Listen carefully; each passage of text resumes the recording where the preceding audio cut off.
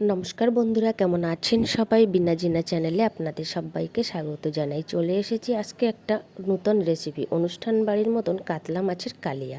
তো তার জন্য আমি বাজার থেকে নিয়ে এসেছি কাতলা মাছ। কাতলা মাছ থেকে কেটে ভালো করে ধুয়ে হলুদ লবণ মাখিয়ে নিয়েছি। এবারে আমি কড়াইটা উনুনের উপরে বসিয়ে দেব, দিয়ে তার মধ্যে তেল দিয়ে দিয়েছি। গরম হয়ে গেছে। এবারে আমি পিসগুলো আস্তে আস্তে এর মধ্যে দিয়ে সব ভেজে তুলে নিয়েছি। এবারে আমি কড়াইতে তেল আছে, তার মধ্যেই দিয়ে দেবো রসুন বাটা। রসুন বাটাটা দিয়ে নেড়ে চেড়ে নিয়ে দিয়ে দেবো পেঁয়াজ কুচি। পেঁয়াজ কুচিটা দিয়েও একটু ভালো করে নেড়ে চেড়ে নেব। ভালো করে নেড়ে চেড়ে নিয়ে আমি এর মধ্যে দিয়ে দেবো আদা জিরে বাটা। আদা জিরে বাটাটা দিয়েও একটু আমি ভালো করে ভেজে ভেজে নেব। নিয়ে এবারে আমি দিয়ে দেবো কাঁচা লঙ্কা বাটা। লাল লাল কাঁচা লঙ্কাগুলো আমি বেটে নিয়েছি, সেটাই দিয়ে দিলাম। দিয়ে একটু ভেজে নিয়েছি। এবারে দিয়ে দিলাম টমেটো কুচিগুলো দিয়ে একটু সময় আমি ভেজে নেব।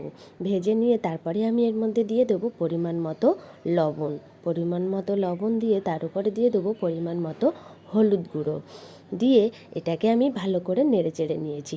দেখুন টমেটোগুলো গলে গেছে।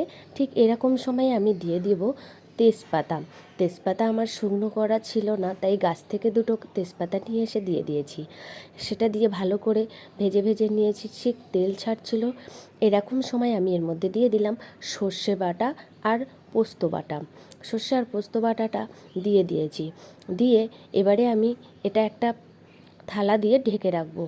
ঠিক যত সময় না টকবক করে ফুটছে তত সময় এটাকে আমি ঢেকে রাখবো। দেখুন টকবক করে ফুটছে। এবারে আমি ভেজে রাখা মাছের পিসগুলো এক এক করে তরকারির মধ্যে দিয়ে দেবো। ফুটন্ত তরকারির মধ্যে মাছের পিসগুলো দিয়ে অল্প সময় একটু ফুটিয়ে নেব, ওই হালকা 2-3 মিনিট মতো ফুটিয়ে নিয়ে এবারে আমি এর মধ্যে দিয়ে দেবো গরম মশলা বাটাটা দিয়ে আমার তো তরকারি রেডি করে নিয়েছি। এবারে আমি তরকারিটা নাবিয়ে নেব। নাবিয়ে আপনাদের সামনে আমি দেখালাম। তো এই তরকারিটা আপনারা বাড়িতে রান্না করে খাবেন, অবশ্যই ভালো লাগবে। দেখা হবে আবার একটা ভিডিও নিয়ে।